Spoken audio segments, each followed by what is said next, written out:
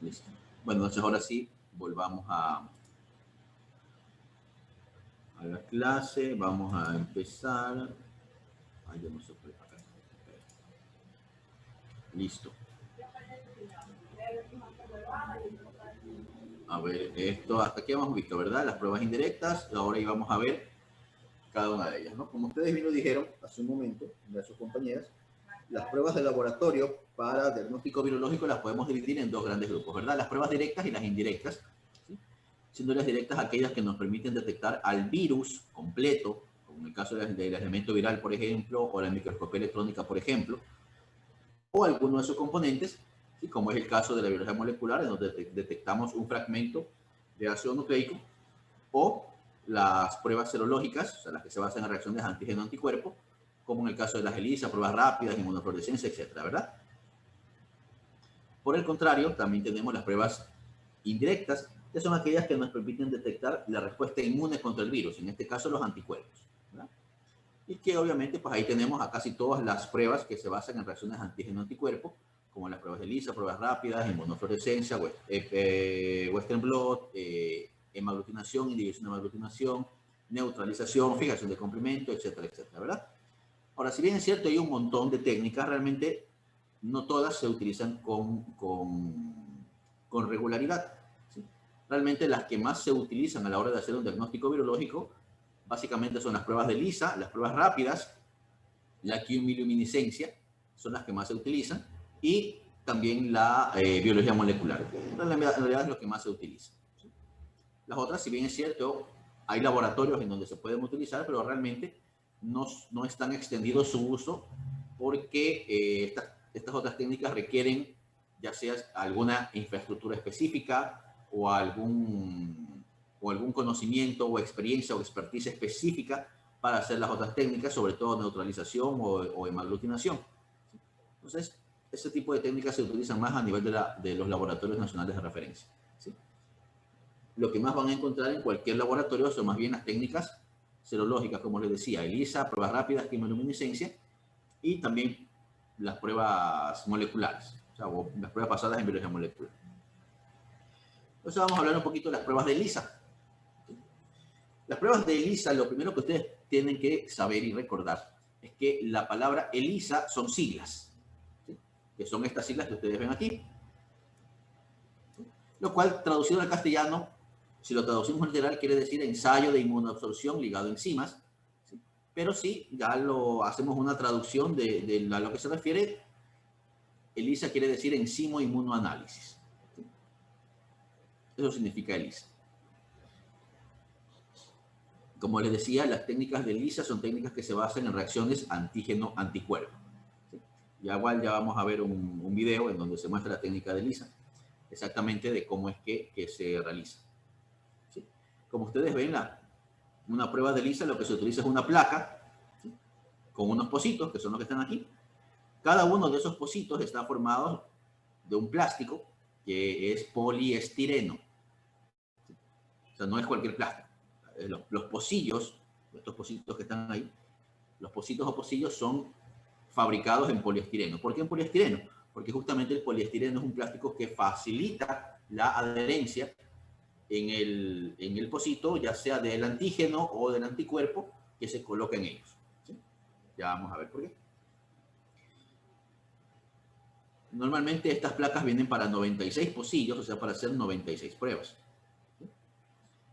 Actualmente casi todas estas técnicas de ELISA son comerciales, o sea que se compran. Como ustedes ven ahí, este es un kit, una cajita en donde vienen todos los reactivos que se utilizan para las pruebas de ELISA.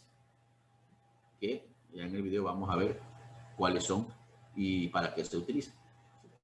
Existen diferentes generaciones de pruebas de ELISA, la de primera, segunda, cuarta y actualmente hay de quinta generación, ¿sí?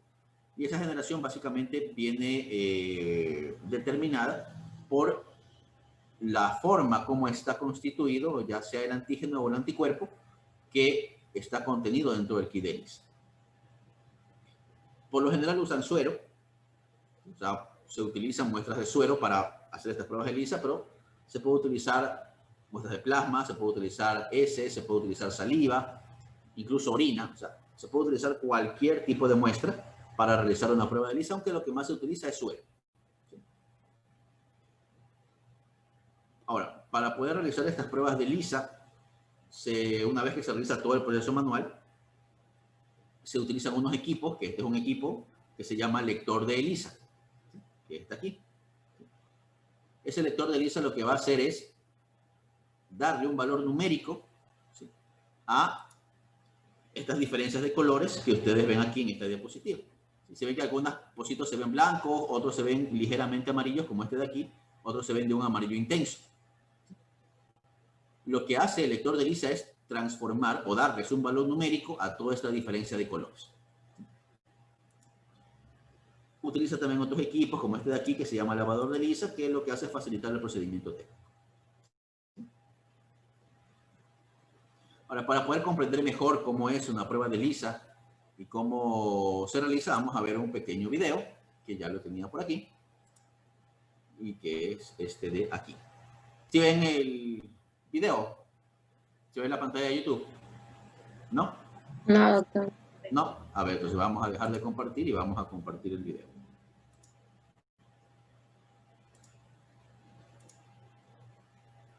¿Ahí lo ven? Sí, ahí sí. Ya, listo. Entonces vamos a ver un video que sí les va a explicar un poquito mejor cómo es que funciona una prueba de ELISA. Dejen darle más volumen a esta cosa.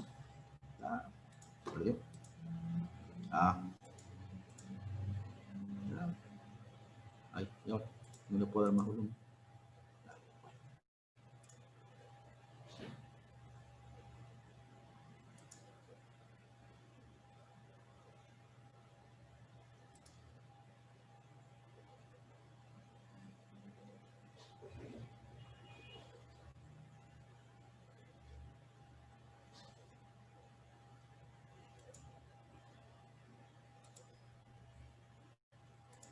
Doctor, ¿no tienes que activar el audio desde Zoom? Como la anterior vez. ¿Perdón? En la pestaña cuando usted va a compartir, ahí en la parte inferior izquierda sale para que usted le agregue el audio de su máquina. O sea, ahí le aplastan el visto ahí. O sea, va de nuevo a la pestaña para donde le aparecen todas las vainas de todas sus pantallas de compartir. Y ahí abajito le sale como que compartir el audio de... Ah, sí. Esa cosa. Ajá. Ya, bueno, vamos a ponerlo. Y ahora ya no me sé cuál era la pantalla que estaba compartiendo. Creo que era esta. Sí, sí era esta. Bueno, empecemos de nuevo. Entre las técnicas inmunológicas. ¿Sí escuchan? ¿Los escucharon? Sí, ahí sí. Ya, muy bien. Vale. Listo, ahí fue. Entre las técnicas inmunológicas, la técnica ELISA es una técnica muy sensible y útil para la detección y cuantificación de antígenos. En esta presentación vamos a describir cómo se realiza un ELISA tipo sándwich. Supongamos que se quieren detectar antígenos de la hepatitis B en sueros humanos. Esa detección se puede hacer mediante ELISA. Para ello se utiliza una placa de microtitulación donde se llevan a cabo todas las incubaciones y reacciones necesarias. El material utilizado para hacer placas de ELISA es especial y permite la adhesión de proteínas al mismo. Las placas se deben sensibilizar con anticuerpos que reconocen el antígeno que se quiere detectar. En este caso, esos anticuerpos pueden ser anticuerpos monoclonales específicos de algún epitopo del virus. Antes de comenzar el ELISA, se ha de preparar la placa. Para sensibilizar la placa se preparan los anticuerpos monoclonales a la concentración adecuada. Con estos anticuerpos monoclonales se rellenan los pocillos de la placa de microtitulación. Los anticuerpos son proteínas y si se incuban en condiciones adecuadas, quedan fijados a los pocillos de la placa. Antes de seguir, En teoría, estos pocitos que están aquí quieren representar los pocillos que les puse en la diapositiva, esos pocillos que se pintaban de diferentes colores, ¿sí? Y como les decía, al final, lo que van a venir o de qué van a estar hechos esos pocillos es de poliestireno, el plástico especial que decía el video, que al final lo que el poliestireno hace es que estas proteínas se puedan adherir de mejor manera a ese plástico, ¿sí? Ahora, ¿por qué estamos hablando de que tenemos que añadirle a estos pocitos anticuerpos, en este caso contra el virus de la hepatitis B? ¿Sí? Porque si nosotros adherimos aquí anticuerpos contra el virus de la hepatitis B, en el momento que coloquemos la muestra del paciente, ¿sí?, ¿qué debería haber en la muestra del paciente para que se produzca una reacción antígeno-anticuerpo? El virus. Debería haber, en este caso, el virus, pero obviamente no el virus completo, sino un antígeno del virus, ¿verdad? O un epítope, como lo decía el video, ¿sí? Todas las técnicas de LISA, todas las técnicas de pruebas rápidas, la quimiluminiscencia y en general toda prueba que se base en reacciones antígeno-anticuerpo, siempre van a tener en el pocillo un anticuerpo, en el caso de que quiera detectar antígenos en la muestra de sangre, o por el contrario. Si aquí yo tuviera un antígeno, o pusiera aquí un antígeno que se pegue en los pocitos, ¿qué deberíamos detectar en la muestra de sangre del paciente? Anticuerpos. Anticuerpos, ¿verdad? ¿Qué es lo que les quiero decir? Que todas estas pruebas que se basan en reacciones antígeno-anticuerpo pueden ser utilizadas ya sea para detectar o antígenos del virus o anticuerpos contra el virus, ¿sí? ¿Qué es lo que me va a determinar qué me va a detectar cada prueba? Es justamente qué es lo que venga adherido en cada uno de los pocitos, ¿sí?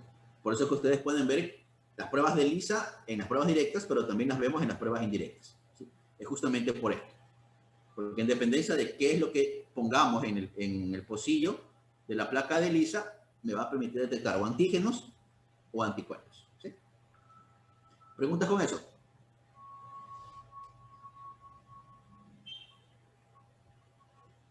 ¿Dudas? ¿Preguntas con eso? Doctor, ¿podría repetir eso, lo que dijo de la reacción antígeno-anticuerpo? O sea, todas las pruebas que se basan en reacciones antígeno-anticuerpo, ¿sí?, pueden funcionar como pruebas directas o indirectas, ¿sí?, en dependencia de qué es lo que vamos a poner en el pocito. Por ejemplo, si aquí estamos poniendo anticuerpos contra hepatitis B, que es el ejemplo que ponía, ¿qué es lo que vamos a detectar en la sangre del paciente para que exista una reacción antígeno-anticuerpo?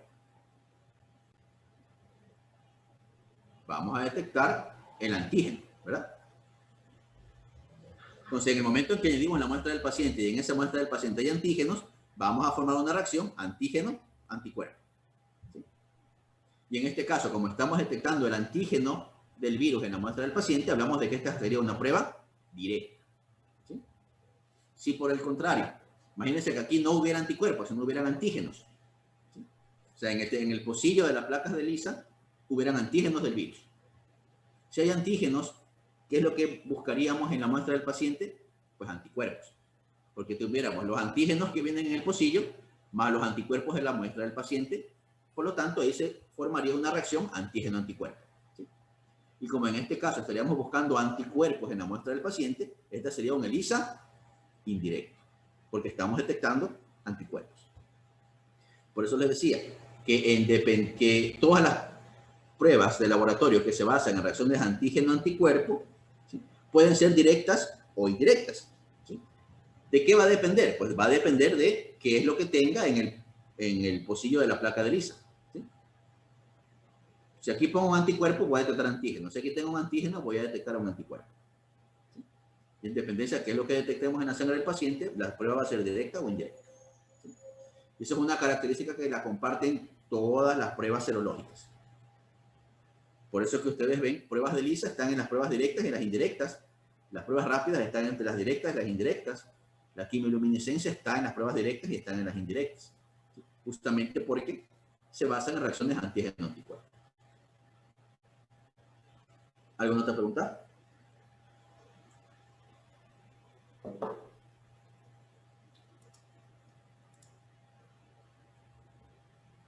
¿Preguntas con eso? ¿No? Bueno, sigamos entonces. La mayor parte de los anticuerpos que no se hayan unido a la placa se eliminarán con el sobrenadante. Los anticuerpos monoclonales que pudieran quedar aún unidos a la placa serán eliminados con 3 lavados posteriores realizados con un tampón adecuado.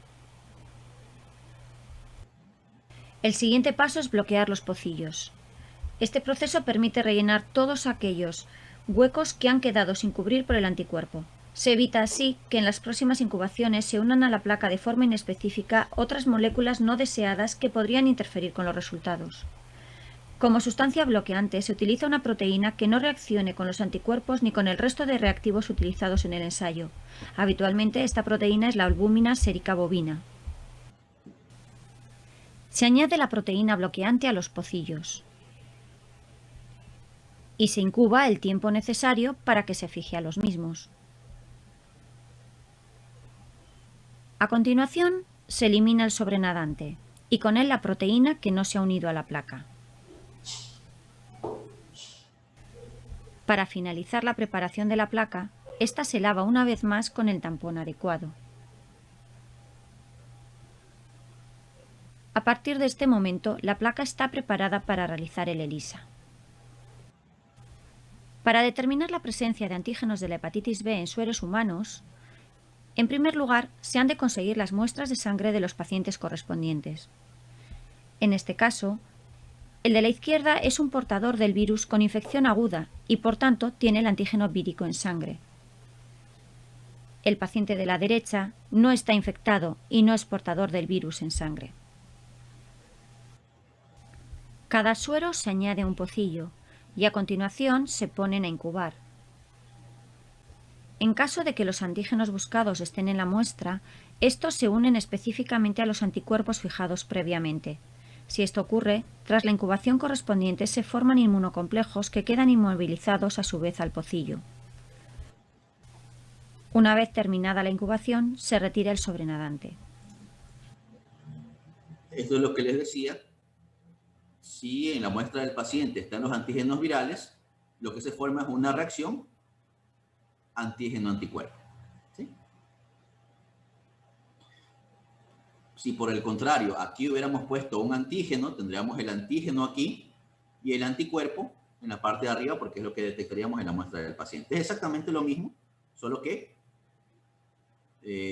al revés. Se realizan 3 lavados más con el tampón adecuado, eliminando así todo aquello que no se ha unido específicamente a los anticuerpos fijados en la placa. El siguiente paso consiste en añadir el conjugado. En el ELISA, el conjugado es un anticuerpo unido covalentemente a una enzima, como por ejemplo la peroxidasa. En el ELISA tipo sándwich, el conjugado debe ser específico de algún otro epitopo del antígeno buscado en la muestra. Se añade el conjugado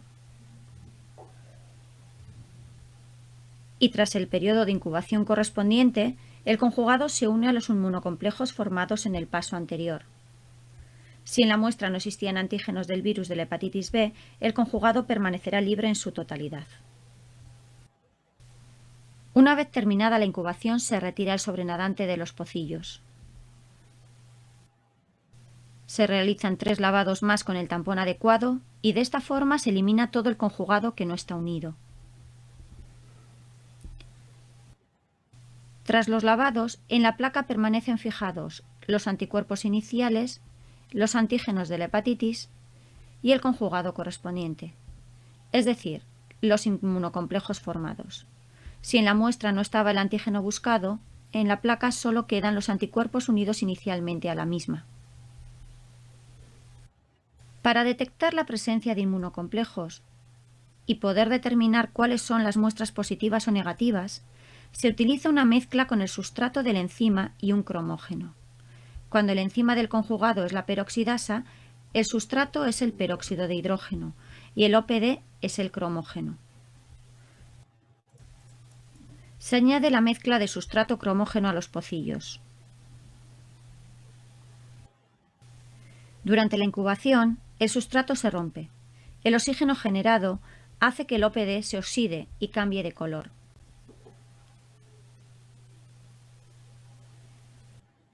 detener la reacción, se añade ácido a los pocillos. El ácido desnaturaliza la enzima y estabiliza el color. El color inicial que se forma cuando la peroxidasa está reaccionando con su sustrato es el color azul, ¿sí? Y una vez que ha pasado el tiempo de incubación, que son 15 minutos en realidad, ¿sí?, se coloca el ácido, que es el que para la reacción de la enzima con el sustrato. Entonces, en el momento en que se para la reacción, el color cambia y se vuelve de color azul, se vuelve de color amarillo. Entonces, al final, una vez que realizamos todo este procedimiento que se acaba de describir en el video, al final en la placa de ELISA vamos a tener los que salen o en los que ocurrieron toda esta reacción, vamos a encontrar o vamos a ver un líquido de color amarillo. Y en los de acá, en donde no ocurrió ningún tipo de reacción, porque no había, en este caso, el antígeno viral, lo vamos a ver de color blanco, ¿sí? La reacción positiva se observa cuando el pocillo pasa de un color amarillento pálido a un color más oscuro, marrón ocre. Una vez paralizada la reacción, se puede hacer una lectura visual de los resultados, obteniendo con ello un resultado cualitativo que indica si la muestra es positiva o negativa. Si se han realizado diluciones seriadas de la muestra problema, el resultado puede ser semicuantitativo. En este caso se puede obtener un título que se relaciona con la última dilución positiva de cada muestra estudiada. Si se han incluido en el ensayo los estándares correspondientes que permiten hacer una recta patrón, se puede, en este caso, realizando una lectura espectrofotométrica, hacer medidas cuantitativas del antígeno, es decir, se puede calcular la concentración exacta de antígeno presente en la muestra. Esa es una de las características de las pruebas ELISA, igual ya lo vamos a ver en la diapositiva, es que nos va a dar un valor numérico. Esa es una prueba cuantitativa y, como les había dicho en la diapositiva, al final, una vez que termine este proceso y ya tenemos los pocillos amarillos o blancos en dependencia, llevamos la placa al lector de ELISA. El lector de ELISA lo que hace es convertir la densidad óptica que vamos a encontrar en estos pocillos y les asigna, les da un valor numérico, ¿sí? Y ese valor numérico va a estar ese valor numérico va a estar relacionado con la cantidad de antígeno, en este caso, que está presente en la muestra del paciente, ¿sí? En otras palabras, mientras más amarillo sea el pocillo, el valor que nos va a arrojar el equipo va a ser mucho mayor, mucho más elevado, ¿sí? Por eso es una técnica cuantitativa, porque gracias al uso de este lector de ELISA nos va a permitir conocer el valor numérico, o sea, la cantidad de antígenos o de anticuerpos, en dependencia de que busquemos, que están presentes en la muestra del paciente, ¿sí?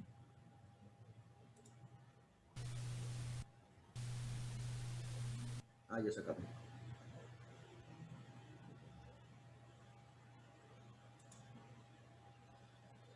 ¿Listo? ¿Tienen alguna pregunta? Pregunta, duda, comentario con cómo se hace o el fundamento de alguna prueba de ELISA. Doctor, una pregunta. Sí. Que se utilice una ELISA directa o indirecta depende del tiempo que tenga la infección, o sea, del periodo de infección, o sea, si es una infección que recién inició o si ya tiene tiempo, o sea, ya ha progresado. En sí, no es que depende del tipo de ELISA, sino depende es de la prueba que nosotros como médicos vamos a solicitar. Por ejemplo, si el paciente tiene 3 días de síntomas, por ejemplo, ¿sí?, como vimos en una de las clases anteriores, si todavía tiene 3 días de síntomas, está en etapa de viremia, ¿verdad? Entonces todavía tiene gran cantidad de virus en sangre. Por lo tanto, nosotros tenemos que pedir una prueba para detección de virus o de antígenos. En este caso, el ELISA de antígenos, como el que vimos en el video, nos viene muy bien. ¿Sí? Si tiene más de 5 o 6 días, o como en el caso que le pregunté a su compañero en la lección, si el paciente tiene 7 días, la prueba que tenemos que pedir es una prueba de detección de anticuerpos. En este caso, un ELISA de anticuerpos es el que deberíamos solicitar. Entonces, o sea, los ELISA vienen de fábrica, o sea, son kits comerciales, lo compramos, ¿sí? Pero de ahí, ¿qué tipo de ELISA es el que vamos a necesitar? Eso lo decidimos nosotros como médicos en dependencia de los días de evolución que tenga la enfermedad, ¿sí? Por eso es importante, cuando hacemos una historia clínica, saber cuántos días han pasado desde que iniciaron los síntomas. Por eso es que les decía, cuando hablamos de la ficha epidemiológica EPI1, es importante conocer el día en que inició la enfermedad o cuántos días tienen de síntomas, porque en base a eso es que se decide qué tipo de prueba de laboratorio se utiliza, si son las pruebas que detectan virus o las pruebas que detectan anticuerpos. Y de ahí, una vez conociendo eso, pues se utiliza el kit que corresponde. Ya, gracias, doctor. ¿Listo? ¿Alguna otra pregunta?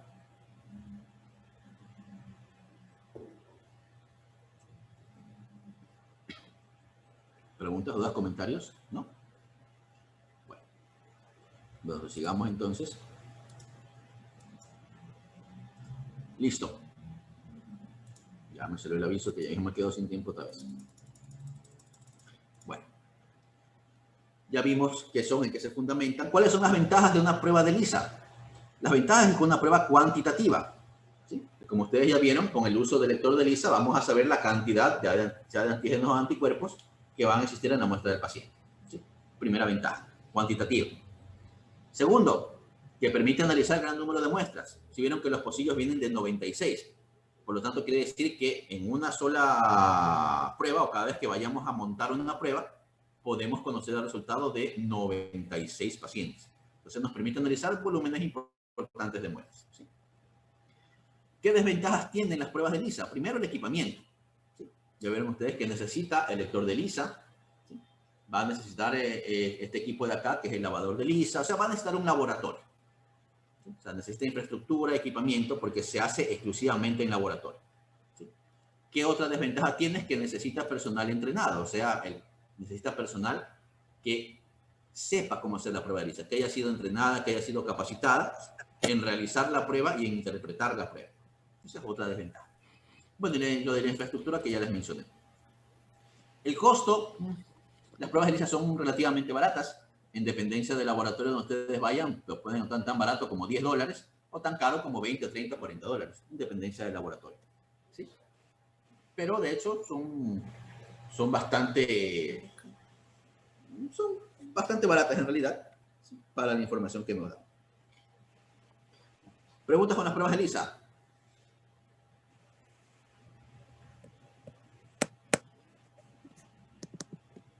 ¿No? Listo. Pasemos a las pruebas rápidas. Las pruebas rápidas, como su nombre lo indica, su característica principal es su rapidez. ¿Sí? Existen diferentes tipos de pruebas rápidas, como ustedes pueden ver ahí. Están las de aglutinación de partículas, los inmunodots, los de inmunofiltración y las de inmunocromatografía. De todos estos tipos de pruebas rápidas, las más utilizadas son las pruebas de inmunocromatografía. Esas son las que más se utilizan, las que con seguridad todos ustedes han visto. ¿Se han visto una prueba rápida, verdad?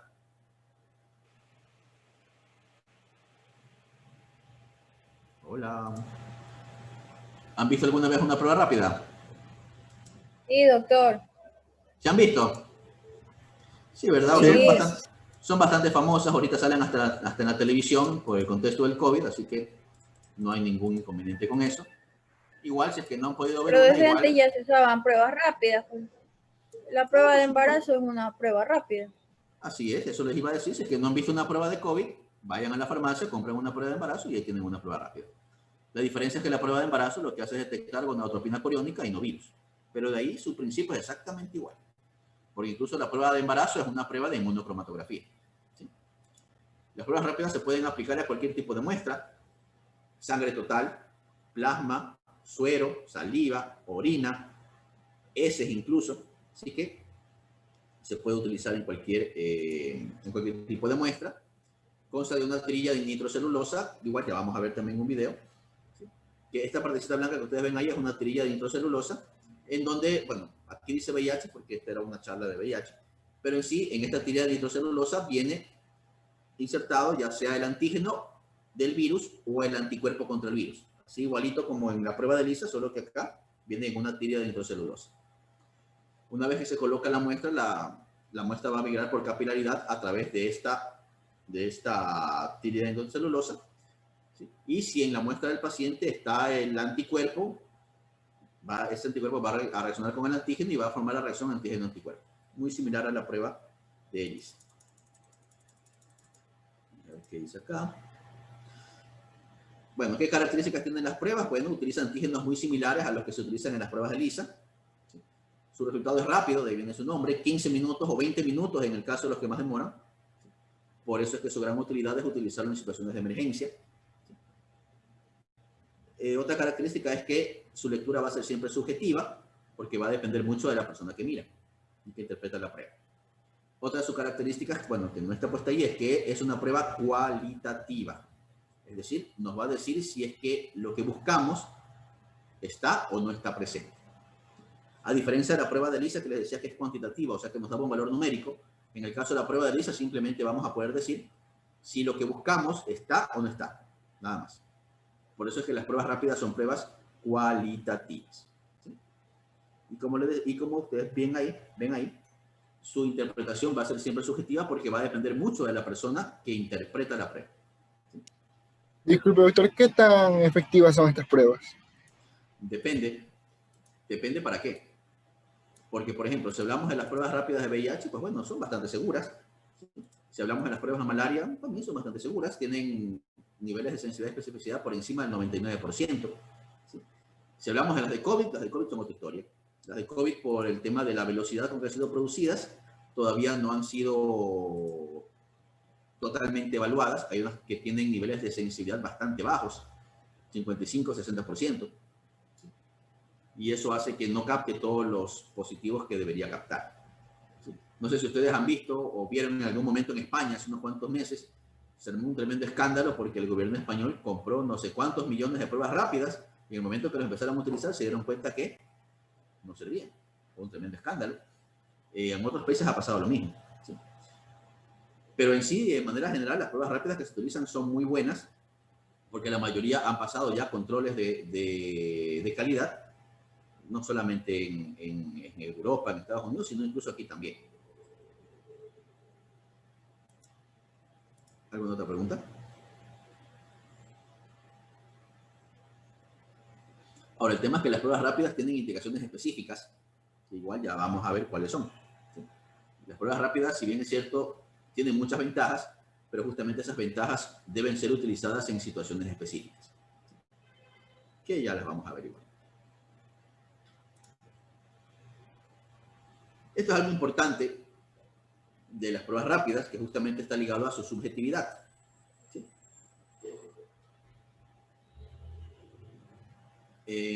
Bueno, ya mismo se me apaga la cosa esta. ¿Sí? Vamos a dejarlo aquí, ya cuando volvamos otra vez a la clase, bueno, vamos a ver este tema, ya que quedan 2 minutos, en 2 minutos no creo que alcancemos a ver lo que quiero decir.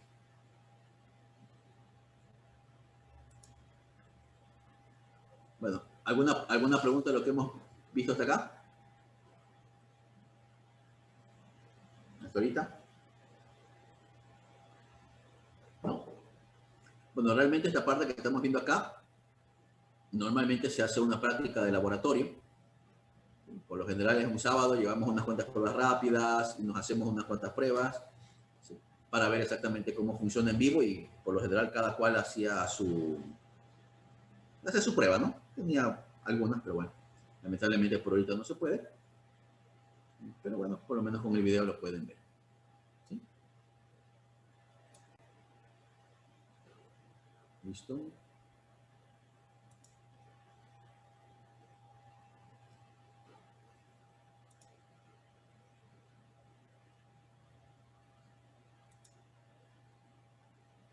Si se vieran las caras.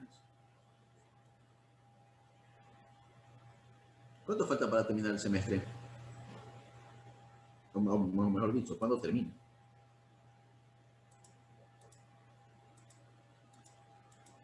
Otras semanas creo que falta.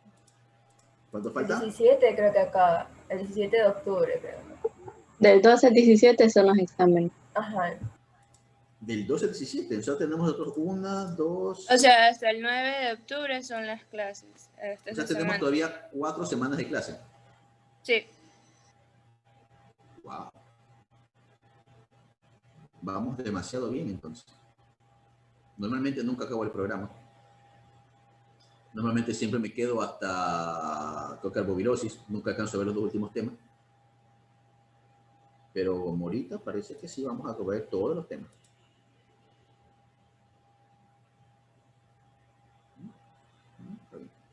Entonces, supuestamente las clases terminan el 9 de octubre, entonces.